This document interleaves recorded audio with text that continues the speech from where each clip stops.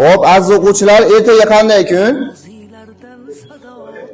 O'zbekiston Respublikasi davlat bayrog'i 1991-yil 18-noyabr kuni qabul qilingan. Barakalloh.